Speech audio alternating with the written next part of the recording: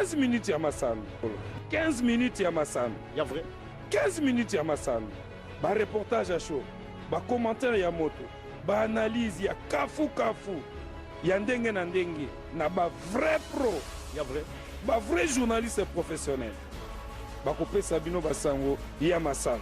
Ya vrai. Ya ndenge na ndenge d'ailleurs. Basango ya masano ya ndembo.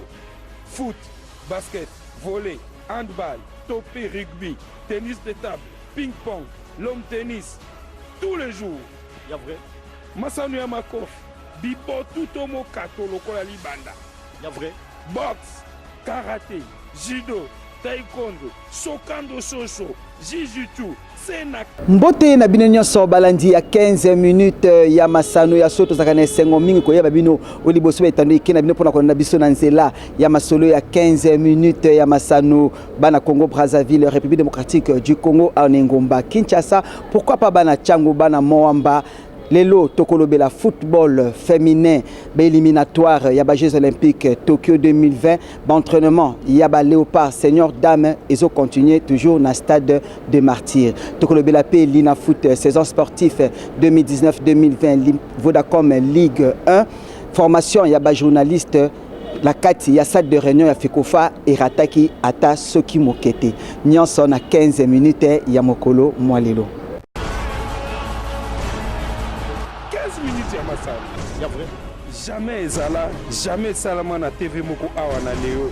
Tufungoli bongo 15 minutes na biso ya masana mokolo mwalelo mercredi 21 août 2019 toujours na mayematali football féminin ndenge tulobaki ne bandeli toujours na kati ya ba préparation ya éliminatoire ya ba Jeux Olympiques Tokyo 2020 ba entraînement ya ba Léopard Senior Dame Oyo ezokoba timokolo mwalelo mercredi pambate lobi moleki ya mardi 20 août 2019 na kati ya stade de Martyrs na Ngonga 6h nde ba Léopard Senior Dame bazalaki banso na kati ya stade de Martyrs pe ongonga ya pokwa bazonga kibongo na hébergement na bango na camp hotel pona koleka na séance théorie tableau vidéo nyonso pona kobongisa pona mokolo mwa le 28 août 2019 oyo kasi suite ya ba occupation ezali na kati ya stade de Martyrs na ba match ezobetama Lina Foot nde bongo ba heure ya ba entraînement ya ba Léopard Senior Dame et bongo ni bongo au lieu de 18h et de kabongo na 6h du matin. 15 minutes ya masano. Ya vrai. Jamais ezala, jamais salama na TV moko awa na leo. Lina Foot, ndenge na lobaka toujours Lina Foot, saison sportive 2019-2020, il y a Ligue, il y a Vodacom Ligue 1, ndenge tulobaki ne bandeli RDC Lina Foot, atelier, il y a renforcement, il y a capacité pour la prestation, il y a média, il y a rencontre, il y a Vodacom Ligue 1, nous sommes pour nous permettre à journalistes et médias amateurs enfin que Lina Foot saison sportive 2019-2020 Oyo et les Kapenza Malamu. Bongo to landa ndenge nini ba média officiel Oyo bayebaki na kolobana tina ya ba préparation nyonso ya formation wana Jerry Kalemo Sylvie Meya pe Marceline Bakumanya na micro ndenge nini bayebaki na kolobelango bongo to landa ndenge nini ba formation bayebaki na kopesa mila na nzela ya ba média officiel Oyo Jerry Kalemo Marceline Bakumanya pe Sylvie Meya na bilili ya John Poi. Dans ce cadre, nous parlerons plus de ces championnats de la Lina Foot. Et pour ces championnats, je voulais savoir, est-ce qu'il y a des gens qui sont accrédités pour ces championnats? Parce que ça ne se passe pas comme à l'époque. Donc, vous devez savoir que l'accréditation, ça s'est passé en ligne. Et ceux qui ne sont pas accrédités n'auront pas de droit. Parce que dans le principe ou dans les guides des médias, la Lina Foot est habilitée à contrôler l'accès des médias. C'est-à-dire, à chaque match, il y aura un responsable qu'on appelle officier média de la Ligue nationale de football qui peut contrôler qui sont habilités à couvrir ces championnats. Et cette personne peut même refuser l'accès à des télévisions non autorisées ou à des journalistes non autorisés, que ce soit des radios. Donc ça, ce sont des principes généraux. Et en ce qui concerne les médias officiels, c'est Marceline, quand il va parler des différentes étapes, il va commencer par vous donner quel est le rôle des médias officiels. Mais dis-moi, moi je parle de journalistes par exemple. C'est-à-dire l'accréditation de la 25e édition, ça s'est fait en ligne. il y avait un site que la Linafoot avait lancé, www.linafootofficiel.net/centre média. Donc il y a des gens qui se sont accrédités. Il y en a déjà, je crois, qui ont des badges ou qui attendent d'avoir ces badges-là. Quelles sont ces règles générales pour ces journalistes? Les journalistes ne sont pas autorisés à pénétrer sur le terrain de jeu. Donc ça ne sert à rien que ce soit le championnat national, que ce soit même le match d'interclub, qu'un journaliste puisse quitter la tribune pour venir sur le terrain de jeu pour faire des conférences de presse. Donc les journalistes n'est pas autorisé à pénétrer sur le terrain de jeu avant, pendant et après les matchs. Ni d'entrer dans les tunnels. Vous connaissez les tunnels, c'est-à-dire là où il y a la sortie des équipes. Ni encore dans les vestiaires ou faire des interviews flash. Car l'accès aux vestiaires des équipes est interdit aux représentants des médias avant, pendant et après les matchs. Il n'y a que les diffuseurs à qui on peut donner ces droits-là pour le faire. Ils peuvent assister aux conférences de presse d'avant et d'après-match, que Marcelini va expliquer dans les différentes étapes. Ça, je parle des journalistes en général, mais il y a aussi, actuellement, il y a la presse en ligne.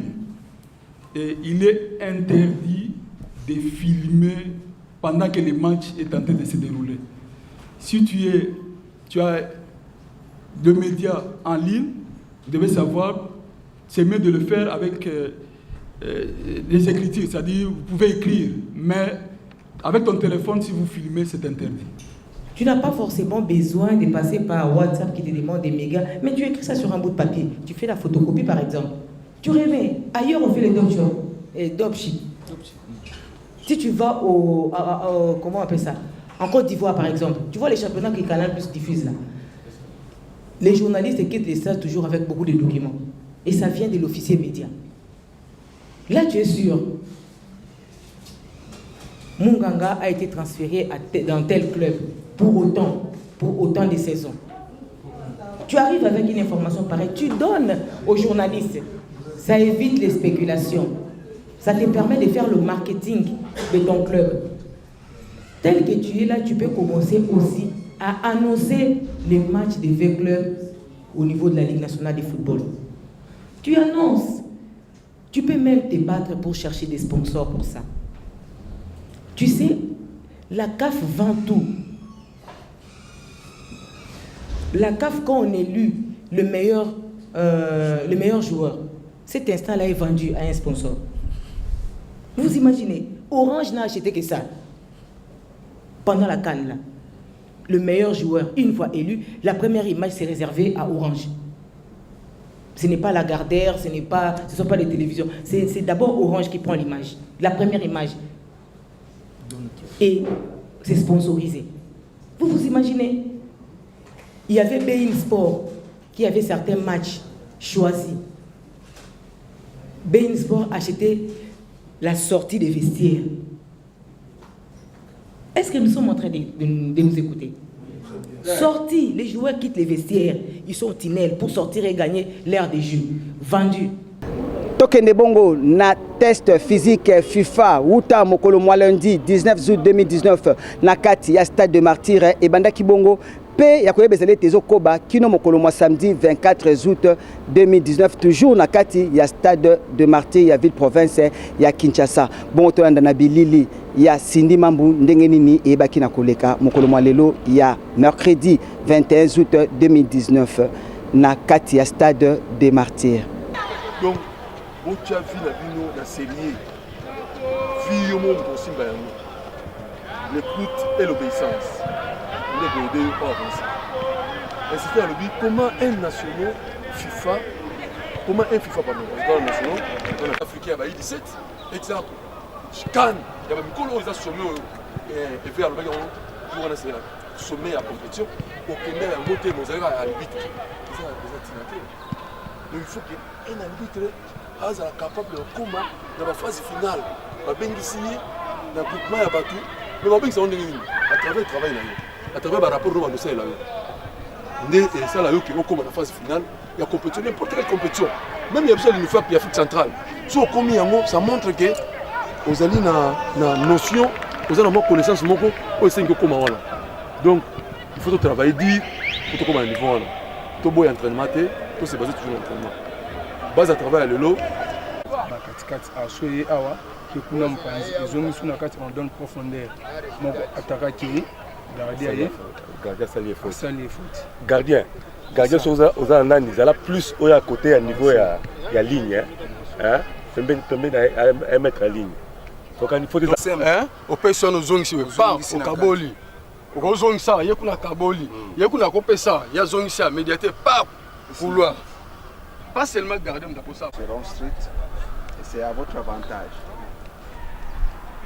Pour que les choses changent pour vous. Et on ne peut pas venir pour accepter certaines choses.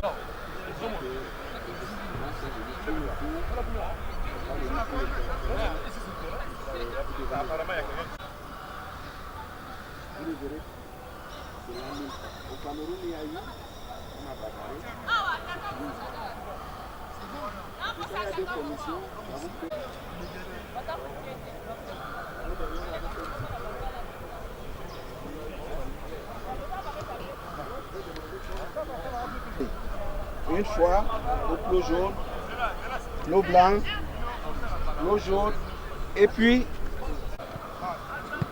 on va vous expliquer. Olivier, 1 minute, venez, 1 minute.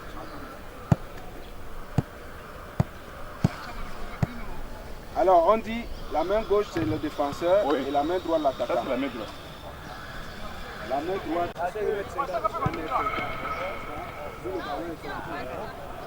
C'est la main gauche.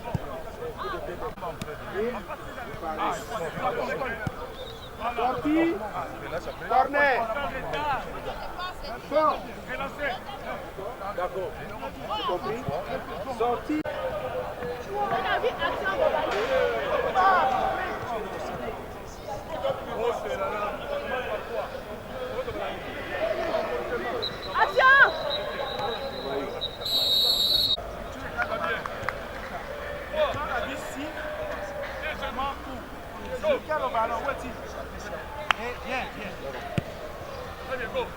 Quand l'arbitre siffle,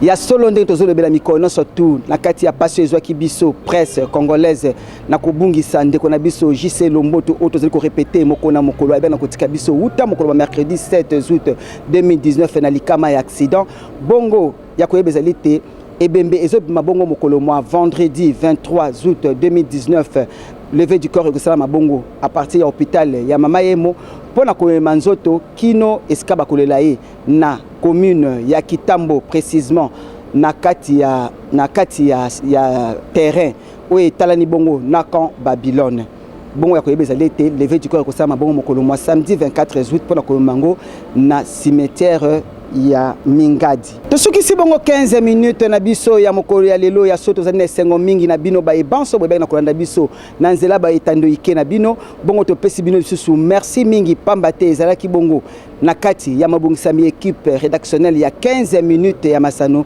pe oya baki na représenter bino na mokolo mwa lelo ezalaki bongo ngawa bino Kelly Mbokanga bongo botika la penza malamu totombeli bino boboto pe kimia na kombo na Yesu Kristo na kati ya mabota mabino bye 15 minutes ya Masano ya vrai 15 minutes ya Masano ba reportage à chaud ba commentaire ya moto ba analyse ya kafu ya ndenge na ndenge na ba vrai pro ya vrai ba vrai journaliste professionnel bakopesa bino basango ya Masano ya vrai ya ndenge na ndenge d'ailleurs basango ya Masano ya ndembo foot basket volley handball topé rugby tennis de table ping pong long tennis tous les jours ya vrai Masano ya makofi bibotu to mokato lokola libanda ya vrai boxe karaté judo taekwondo sokando shosho jiu-jitsu sena